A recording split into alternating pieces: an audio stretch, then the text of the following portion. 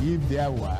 In our quest to bring to the table issue-based conversation around nationhood and development, we have made 4 to 5:30 p.m. Monday to Friday the perfect time to welcome you into the Situation Room as we continue to build the narrative about public service and accountability. Mr. President, this Senate needs to know. Mr. President, this Senate needs to lend its voice to the plight of these people. Mr. President, there is nowhere I can say it except here. This is why I'm elected. If I cannot say these things on this floor, sir, I better resign and leave. As elections give the citizens the chance to make their political decisions, constant demand for quality leadership from those they voted into office. Look at us now, there is nothing, we are starving. Tinubu should please do something. It's also important to having a Nigeria of everyone's dream.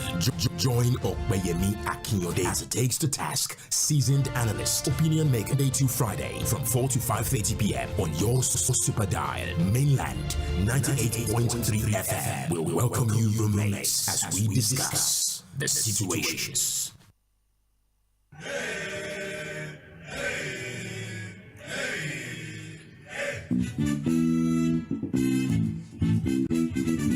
Good afternoon and welcome to the Situation Room on Mainland 98.3 FM, the sound of Lagos. My name is Sage Babalola. I should apologize that we're starting a little bit late. You know, sometimes programming is unpredictable and you have to extend a level of leniency to some programs to hear from them. And when you don't, you're a little heartbroken. And because we don't want you to be heartbroken, we had to take a little bit of time from Situation Room just so that our listeners, the ones who are very particular about the boss, the program that just happened now, are as satisfied as possible. But you have nothing to worry about. I'm here to make sure those of you who listen very ardently to the Situation Room would also be satisfied with the time that we have on our hands. Sage Babalola is my name once again. Welcome to the Situation Room.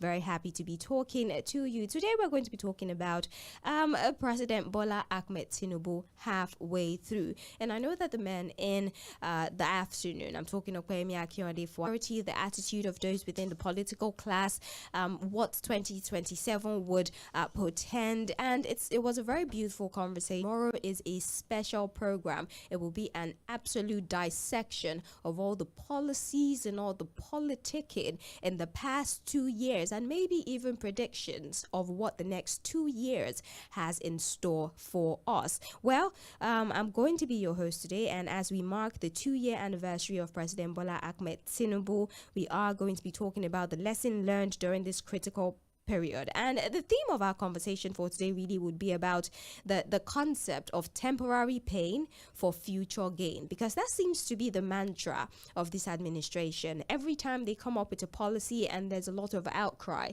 the response is, this is just a renewed hope administration, temporary pain for future gains. We'll talk about different sectors, talk about some of the strides that they've afternoon. Our guest is now online. He's on standby. Mazi Amobi Iheboro. He's a public affairs analyst, and together we're going to dissect some of the major joining us this afternoon as we talk about the renewed hope administration. It's nice with one of the most contentious sectors and decisions that have been made, but is gone. It has become a word that has always sent a fill in it. The twin policy of floating the naira, removing the fuel subsidy that they claim so far has been able to help them save 7 trillion naira, is something that has shifted our economic state in the country. I want to get your thoughts on the decision of the as well at the same time, and also to harmonize the exchange rate. Sir, so far so good. Would you say that that was the best decision to make, putting in mind the volatility of Nigeria as at the time he made that statement and that decision? Thank you very much. Dramatically approaching or even supporting half of what President Buhari rode across for 8 years. Yeah. This comes despite highly publicized removal of fuel subsidy, which was positioned as a major cost-saving reform. Let's look at the statistics now. Under Buhari 2015 to 2023, total debts moved from 12.06 trillion in Q1 2015 to 49.85 trillion by Q1 2023, an addition of about 7.7 trillion. Under Tinubu, May 2023 to December 2024, it spiked from 78.1 trillion just over 18 months. This means that President Tinubu has borrowed more in less than 2 years than what Buhari did in 8 years. And remember that they have saved $20 billion in 1 year. One presupposes that where is this $20 billion? With data for it. But we have unfortunately seen the borrowing spree that Mr. President is doing. Ordinarily, economic pundits have made us understand that there is nothing absolutely wrong with borrowing. But if it is channeled to the right places, borrowing is part of development. But whether we are utilizing it for what inflation is very high and stagnant income, in a situation like Tinubu, vis-a-vis the economy, I wouldn't know what to say. But when they do, as a professor, if you're a professor, if you set an exam for yourself, you definitely will pass. But if a secondary school leaver sets an exam for yourself, that professor will find it very difficult. Just a few days ago, they were all around Abuja, jumping up and down. Now, whether these people are from another planet. Because if you take issues that are empirical, for instance, if you are commuting from, say, Yaba to Songod, how much is it costing you to do so? If you go to my place to buy to relapse statistics, they will be beating themselves, congratulating themselves that they are doing a human job. For me, the issue of fuel subsidy, I have not seen any benefit. If you want to know the benefit of fuel subsidy, go and ask Nigerians. The other issue is the parallel the harmonization of the exchange rate. Yeah. So if you are backing on the euphoria that the president was very courageous to, as the average importer, the average manufacturer, companies are closing down. People can no longer. Labor is being driven out. So where, in quotes, they say about business. All these small-scale assessment of the twin issues. Every other person is feeling the pinch of these two policies that Mr. President has initiated in this country. 2 years ago. Policy of floating the naira and the subsidy removal, or at least how they did it. I think that's the part you don't like the most, and what they have done so far with the money they claim to have saved. Let's move on to the budget. Let's appropriate it. And when they did a budget performance for 2024, only on recurrent expenditure, even than on capital expenditure. Now, the 2025 budget is once again on our laps, and there's still a lot of debate. In fact, the World Bank says that our budget is over ambitious. That's how they describe it. 54.99 trillion naira, knowing that you do not have the capacity to single-handed problem. Recurrent expenditure is about 13.6 trillion. Capital expenditure, they've been able to increase. According to you, would you say that this particular budget is properly done? And for example, we saw the Ministry of Agriculture being a lot. Even after scrutinizing the budget, are we still say your thoughts about the 2025 budget? Do you agree with the World Bank? The World Bank that has done this budget has been on. I completely associate myself with the way of denying, in this and all that. Just like you said, with transparency of the leadership of this country.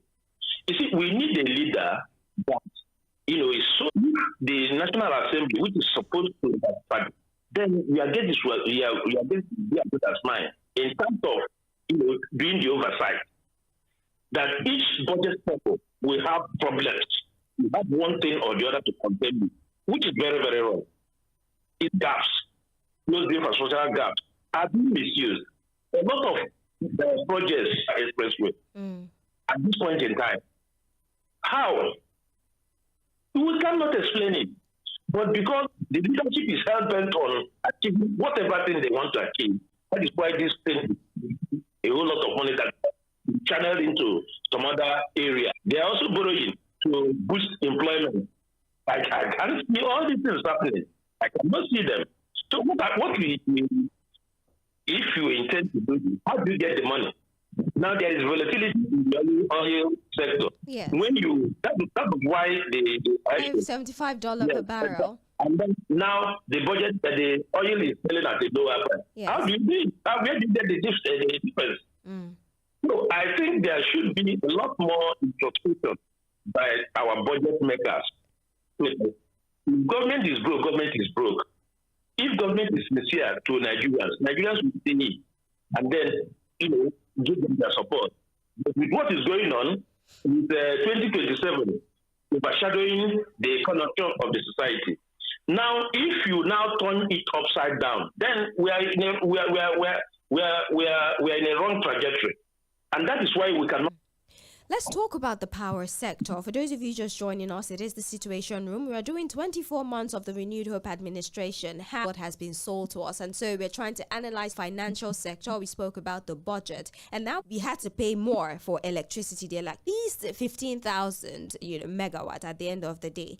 Don't have meters available. It's estimated billing. And estimated billing is taking too much. There was also the banding system for the fact that you get and the amount of money that you have to pay. At least Band A users are supposed to add to them. What are your thoughts about how the power sector has been handled and available? The grid continues to collapse, while Aso Rock is budgeting about 10 billion to install solar. They say it's according to global practices because it's what is done in other countries. Would you say that this administration acceptance that they have told?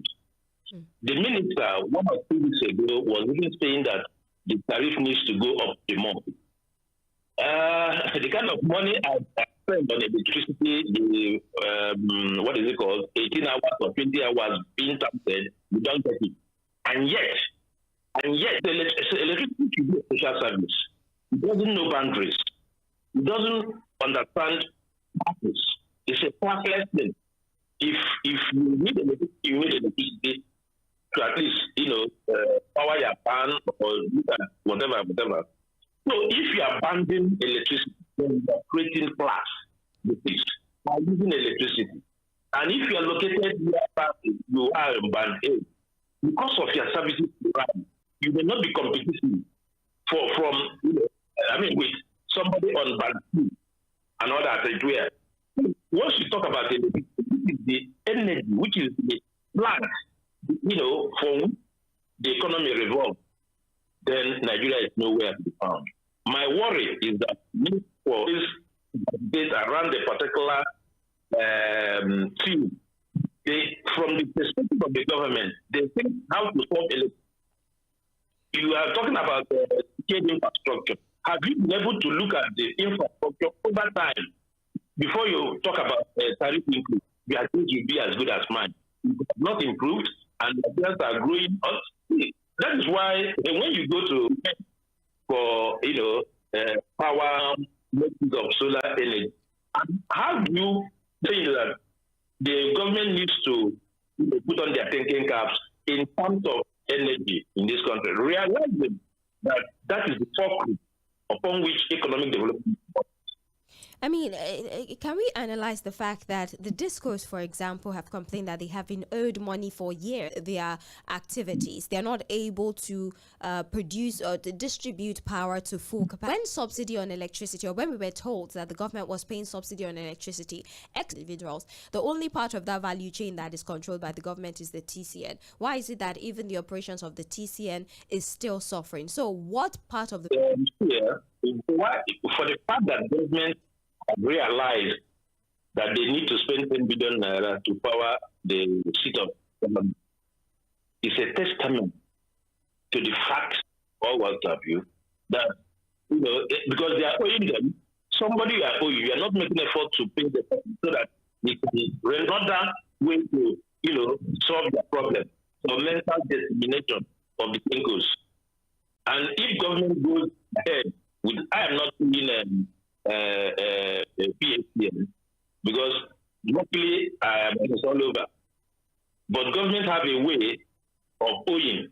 They will owe 2 years, 3 years. So ab initio, the whole thing is wrong from day one. A way of trying to solve this power, these operators are not government. Give it to the the frequency of electricity is increased. people can and then begin to put in place certain methods that can enable them to consume what they want to consume. So, my dear, my take here is that electricity power problem in this country needs a substantial. They should also put the power issue on a surgical table and dissect it and it to grow exponentially. You have to solve this problem of power irregularity.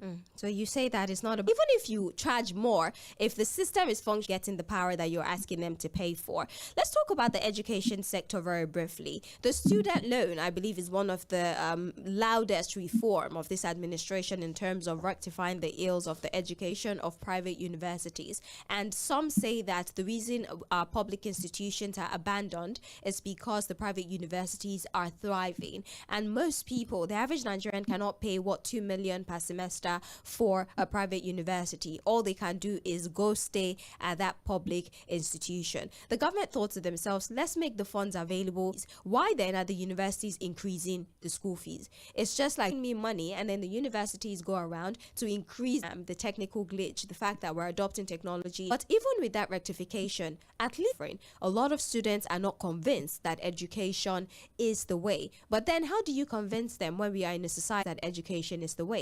What sort of reform do we need implementing the student loan? And for the future, what do we need to do? In the first instance, if you talk about the students' loan, some controversy. I could, for the sake of our listeners, so a lot of students who had applied for that loan, they didn't get it quickly, so they paid out of pocket university to refund the money since the student had already paid for it when waiting for the student. Policy. This is the first time that I'm saying it. Let's wait till the second time and see how it goes. You know, in Nigeria, you really need to give some time. Gestation period is another much more interested in making money because the professor, it was counted that the professor was making some money, paying into federal government for which guys for making more money for them, which I think is a deviation from the objectives of them. The objective of them is not to meet the federal government. Their core mandate trying to sieve students from the O level that are wanting to go into the university. Let's emphasize the issue of money. It's not supposed to be. So the glitch that was noticed, I applauded a shot for taking responsibility and all that. And also, we are also learning that the hackers of that stuff have been apprehended and all that. It's a developing story. So we are watching. But this is a proliferation of universities, and that will make the university little. I don't understand. I'm not saying that people should not have access to university education. That's not what I'm saying. But we should also monitor the standards that are being turned out in this university. There are standards. You must have a field. You must have football field, have hockey field. So primary schools and secondary schools are not just 3-story buildings. But now you see primary schools in 1-story building and it becomes a 1 acre of land. That's not supposed to be, you know. So what am I trying to say? What I'm trying to say is that we should not, unwittingly lower the standard of university because we are comparing Nigerian universities with universities outside these shores. And unfortunately, no Nigerian university have come up to first 20 in the world. This is very wrong. So we, every senator, every House of member, House of Representatives member, who want to sponsor it, they are becoming too much. All of us cannot go to them. And this has made it increasingly difficult for government to fund the public university. If you go to a typical public university, doing the exam, you get money for opening file. How can you charge the money? So university has come down. They have come down to a lower. Just recently, they are spoiling for a strike. So I think that federal government, in an attempt to also approve university, the ones they have, they also be able to put in place things that can make it survive over 1 year. And it affects the little effect. It's affecting us because those people that are supposed to go to law school are not going. The people that are supposed to go for the people that are supposed to go to Italy, we still have that ripple effect of that strike in 2019, 2020. So what is important is that federal government look, towards, ensuring that education is, given a pride of place. Because just like you said, we need to hide the fact that Nigeria, for you to govern this country and see what the whole thing looks like. So what we are saying is that even the first degree is not sufficient because it will not give you the bird eye view of what the society is like. You need to understand, you need some level of academic exposure to be able to begin to appreciate things. You may not be a medical doctor, but if you are, for any reason, find yourself as a politician, they tell you to manage a Ministry of Health. Basically, once you are told 1, 2, or 3 things, you should be able to start up to them. If you are not an engineer and you want to manage what have you. So what I'm saying is that education gives you a pedestal, gives you a level where you can understand and appreciate it. So for us to begin to lower the level is very, very wrong. So government health is another. Right. I mean, UNESCO even recommends that for developing countries, at least 15% of your annual budget should go into the education sector. We've been doing below 7% since it's not even this administration. Since time immemorial, we've always been below 7%, 8% thereabout. Very, very sad. So we're still looking at different sectors from finance to education, and we just spoke about the budget as well. And I would like for us to talk about this Senate. Sir, this Senate has been the most controversial Senate since I have ever seen Senates being constituted. In fact, they call this Senate the rubber stamp assembly, and many times we try to correct people, but it's to no avail because we have a Senate president who says that before they even bring it to us, we are going to stamp it. And some are saying that the relationship that exists between the legislature and the executive is causing them to find that the legislature is doing its job. The legislature can be cordial with the executive and still carry out its responsibility, but experts are arguing that the line that exists between professionalism and cordiality is being blurred with this particular Senate. Every bill that comes their way is almost always assented to. Well, what do you think has been the Senate response to the executive initiative in terms of support? Do you believe that the supposity of the Senate has also been called to question, even the way they handle their own internal crisis? I mean, we know that the Senate president is currently being accused of assault by a Senator Natasha Akpoti-Uduaghan. There were questions about what do you think they can do better? What sort of scrutiny do you expect to see from them when the executive passes a bill? And also the House of Reps, what are your thoughts about some of the bills they've proposed? One being the compulsory voting bill. Thankfully, it has been relaxed. But what do you think about the initiative that has come from the Senate so far, the legislature so far? Are you impressed? Between the legislature and the executive, I do not also know the kind of romance they are having, together is totally unacceptable. They should oversight the executive. That is why they are there. But what happens is that once there is a dissenting voice, even within their members, they will try to suppress it. All of you cannot agree on the same thing at the same time. No. Perspectives are different. But what happens is that once there is a dissent saying that you have a positive relationship, that's not what I'm saying. After all, the relation, when Bukola Saraki was the Senate president, Nigeria has joined that leadership within the Senate as the best. Because before the executive was passed within 24 hours, what is it called? The state of emergency bill was passed within things like that. There are a lot of things that have done that brings a question mark on their level of relationship with the executive. I am not saying they support them, but they should give Nigerians an opportunity. They should tell them that this is why they're there, and all that. If we talk about the issue of sexual harassment between the that would not compulsory. Okay, yes, the compulsory voting bill. So I thank God that there are people not to vote, because you have to think that with the electoral act sufficiently that let me tell you, in 2020, I had to leave office. I had to look for my voters card with my distance. For 2 days, I got it. I wanted to vote. I wanted to vote. That day, I was out. I ensured I voted. I was there when the vote was counted, and all of us went home. When the result came out, it was totally a different ballgame. Tomorrow, you tell me to go and vote again. It will be very difficult. The type of Nigerians are different. You tell us that once we vote, the thing will register in INEC portal. And we are another angle is that electronic transfer is not compulsory. Hello? That is wrong.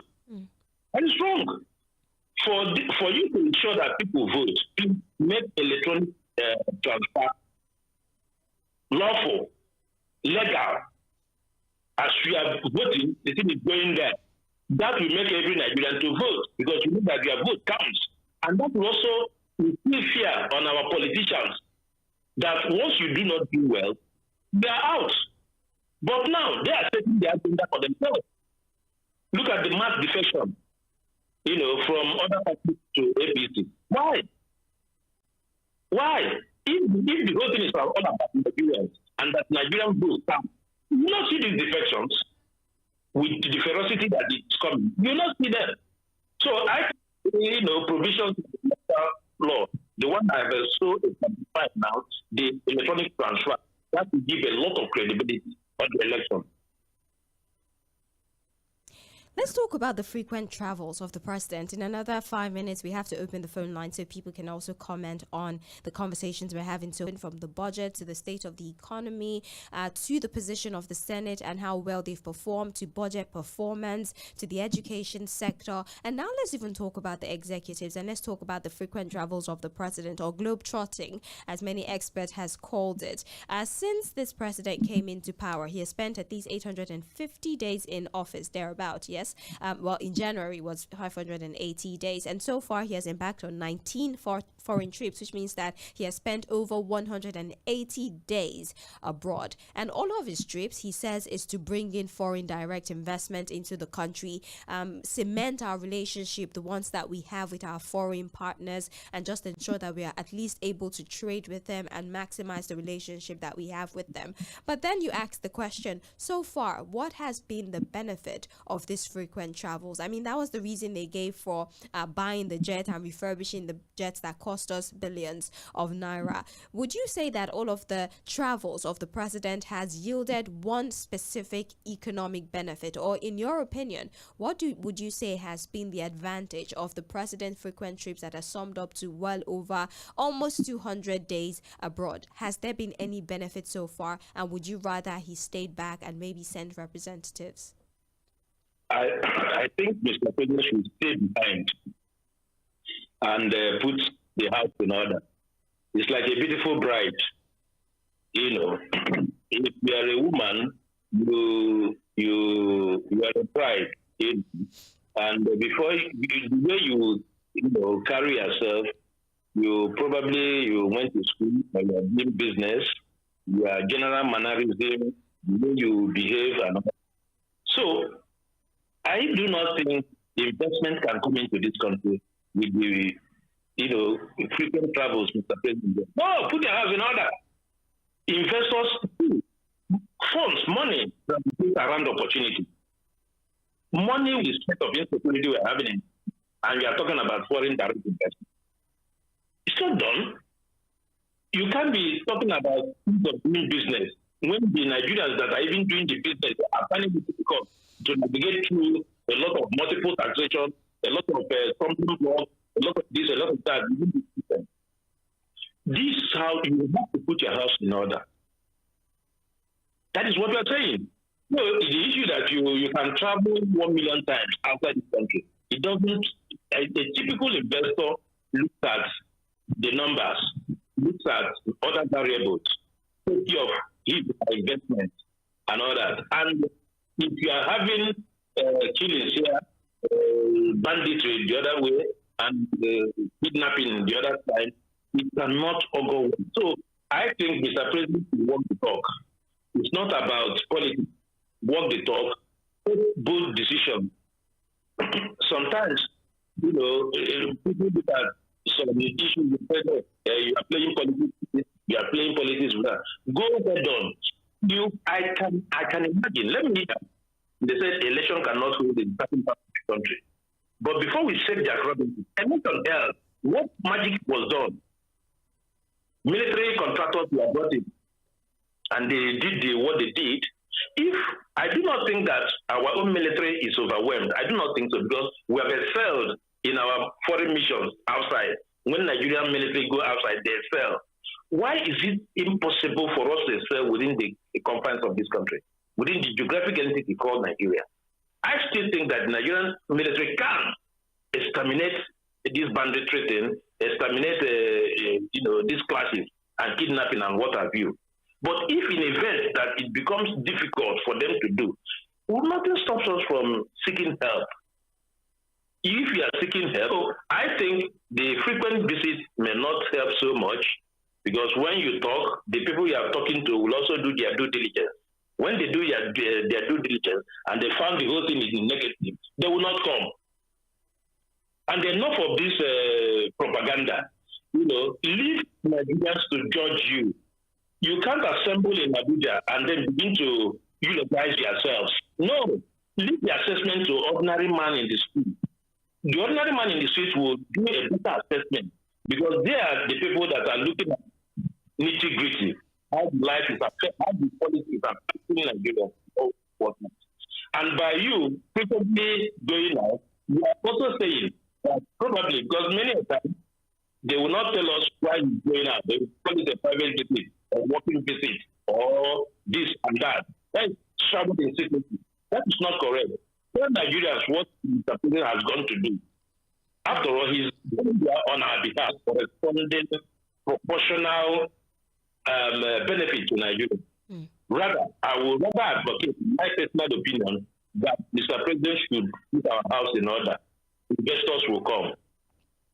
Finally, let's talk about the interaction between this administration and the judiciary. Since the 2023 administration, we saw the caption, "All eyes on the judiciary." There's been questions and even allegations of infiltration within the judiciary, such that why is it that the executive has so much of a hold on the judiciary, allegedly. Some has even said that, first of all, we should even separate the office of Chief Justice of the Federation and the Minister of Justice, that they have different roles. And sometimes when one person wears this responsibility, it makes it hard for him to know when it's time for him to defend the nation, when it's time for him to actually speak truth to power. Because as Chief Justice of the Federation, you're supposed to defend the administration, at least for whatever legal challenges they might be facing. But as Minister of Justice, you are supposed to ask questions about anything you believe to be an infringement, for example, of the fundamental human right of citizens. You are supposed to be a representative of the people. But when one person wears both hats, it becomes hard for him to know where to draw the line. Also, the judiciary, because of the fact that they still get some of most of their funding from the executive, there's no financial independence. There's been allegations that nowadays you can very easily buy judgment. There's also allegations of confusion where lower courts will give a pronouncement and upper courts will give a pronouncement, and then we begin to struggle to interpret it. We'll have different barristers interpreting a pronouncement of the court, and now everybody is confused. We don't know how to move forward, almost like we don't know what the Constitution says. So far so good. What do you think the judiciary has been like under this administration, and how can we ensure judicial independence and ensure that is maintained as we continue on this journey with the renewed hope? With that of justice, I find the idea, because as an attorney general of the Constitution, your role is to interpret the law simplicity, the way But when you now join in with Minister for Justice, which is more political, we begin to now see partisanship.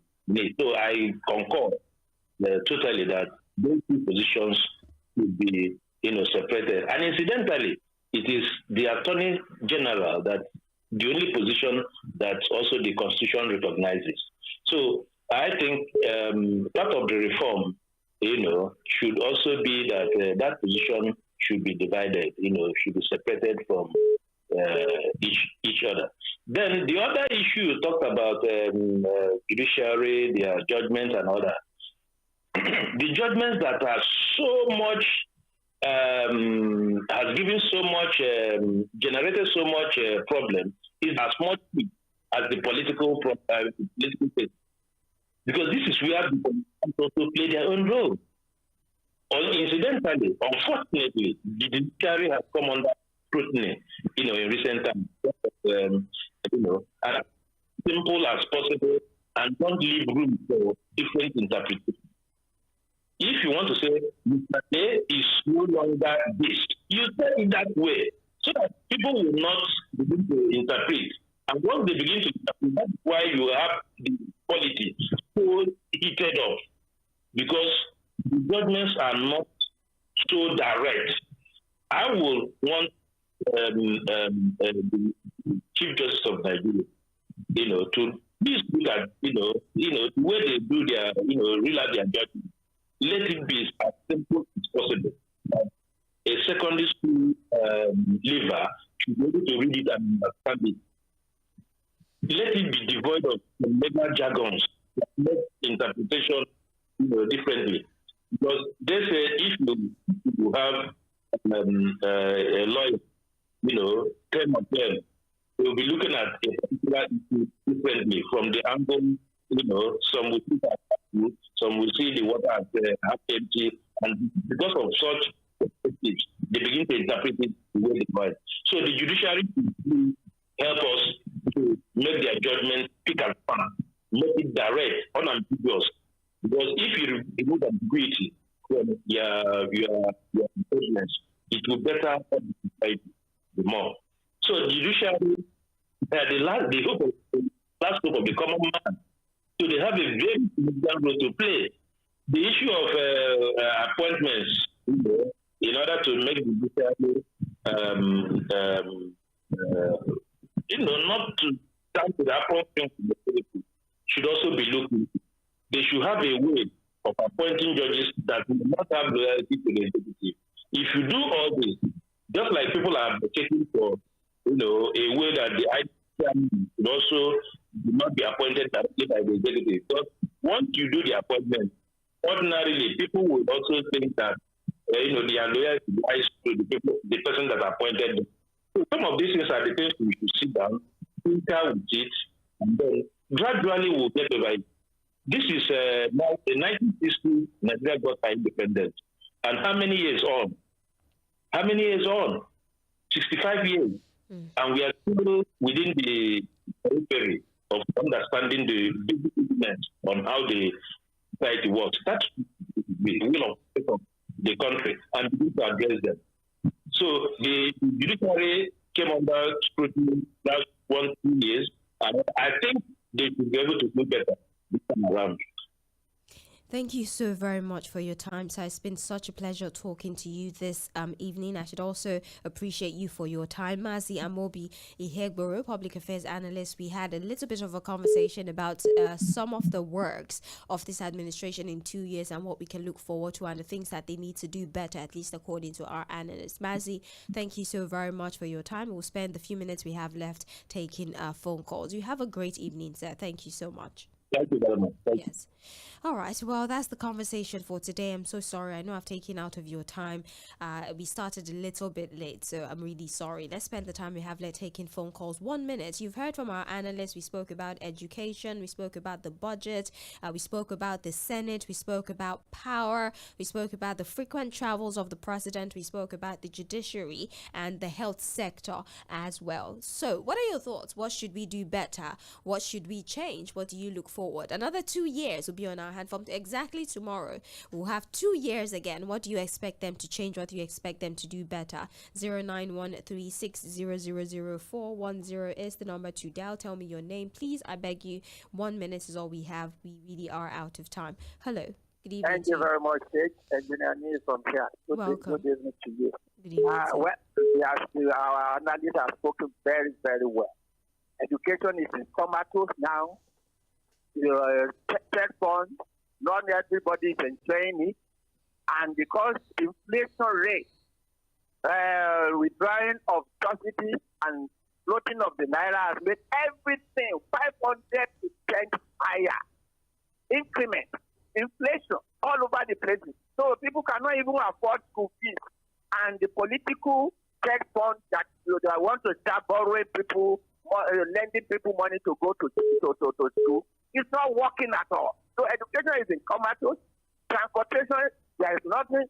Even the CNG, you can't maintain it. You can't maintain the vehicles. They are not there at all. The gas is not available all over the places. And the parts, the parts for the CNG maintenance are not available. Thank you. The judiciary. Thank you so much. We appreciate you. Please, 1 minute. We're out of time so that people can call as well. 0913-6000410. Hello. Yeah, Babalola, good evening. Evening to you, sir. Yes. Yes, I can hear you. I can hear you, sir. Yeah, I greet you and I salute you again. Your guys are spoken very well.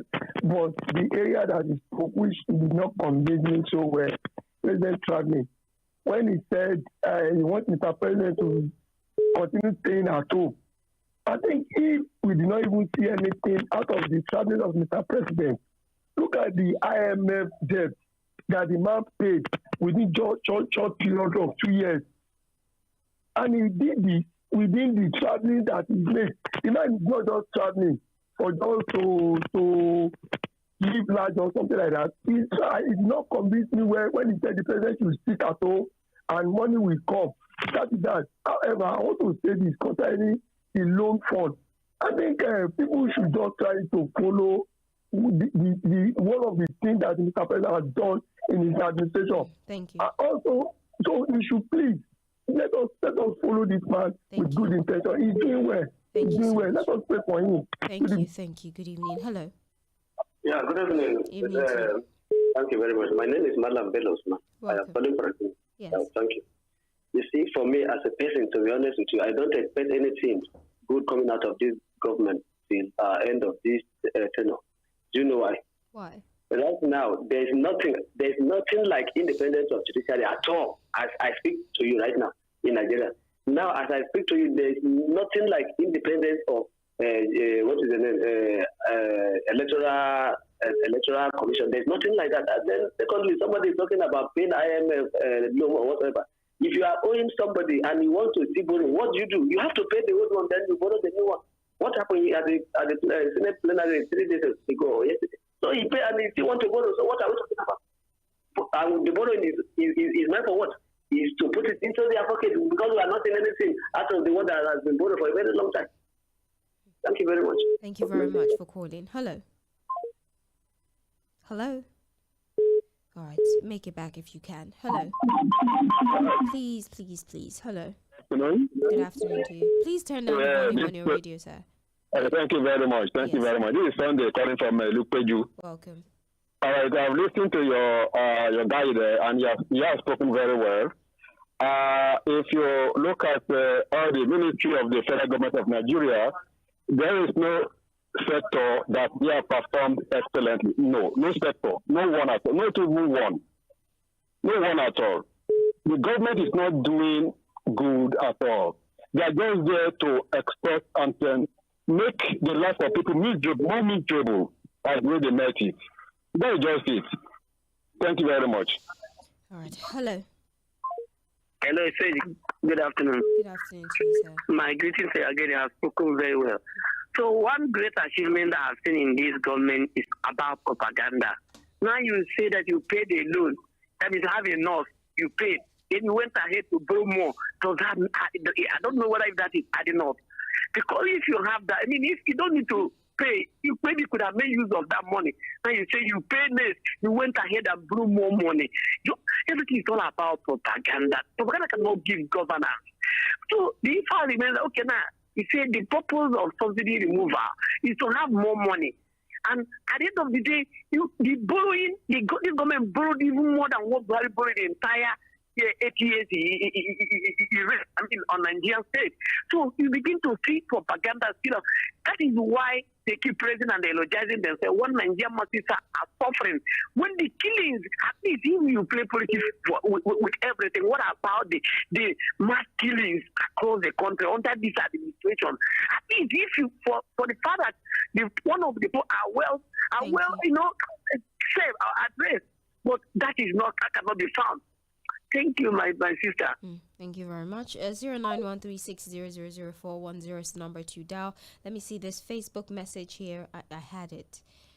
Okay, Christopher F. Young says, hello, Mainland FM. God bless you guys in the studio. There are a lot of achievement on this 2 years tenure of Mr. President. I put it in this perspective. The frequent travel, the inability to end insecurity, the failure of steady power supply, manipulations of election to suit the APC, lack of check and balance of the National Assembly, which they must sign anything given to them by the president, whether or not it favors the citizen. Last week, we saw the APC summit and how the Senate president and the speakers of the hallowed chamber were singing praises of the president. How are they going to fix Nigeria at a difficult time like this? God bless Nigeria. Give us good lead as well. The sarcasm is very, very loud. Sir, I will obey your law. You see, when you talk of first half of Mr. President, for me, I still rate him below average. But the second time, if you're a footballer fan, you are playing football on the field, you can perform poorly the first half. Second half, we can score a very golden goal, a minute to go. So I'm expecting Mr. President second time to do more. He has to do a little. That little, we see some of them, will be commissioned some projects this week in Lagos, in Abuja. Yeah, but we want him to do more. When you talk about the money they wanted to borrow for me, I don't like borrowing. But if they do, they use the money for road, electricity, agriculture, all those things. We talk about, especially that road in Osun State, in my community. That's the road I work by Pastor Wari. It's abandoned halfway. I want the contract to come back to the side by paying them. So when you spend money for infrastructure, it is better for the government. Good evening to you, my dearest lady in the studio. Thank you so much. That's all the calls we can take because we have to give room for those who take the news at 5:30. Thank you so much. And again, we apologize for starting pretty late. We just needed to accommodate the previous program. ᴑᴏᴛ will be here. I believe for our side will be joining them. Matthew Kodwa should be here as well. And other special guests who will be announced to you tomorrow. It's a specialized program. It's a rundown of everything this administration has done in 2 years, and then what to do, or what do we look to? What does the future say for us? We still have another 2 years to go. So from this 2 years, how do you predict what's going to happen in the next 2 years? What does it tell you? All these questions will be answered tomorrow. So join the conversation, although I trust that during newspaper review would also have a lot of things to talk about. Thank you so much for your time. We appreciate our guests and we appreciate all of you for calling, despite the fact that you are not really able to speak as much as you would like to. Have a great day. More coming your way. After the news, we do have the sport crew coming here to delight you from 6 to 7. From 7 to 9 p.m., we'll have Ladies Lounge with Gloria Young, Bimbo Akintola, and NY. And of course, we would have Love and Life by 9 to 10 p.m. And Flower Girl comes here to round things off. So it's still a lot of conversations coming your way. Thank you for joining us, Mainland 98.3 FM. Stick around.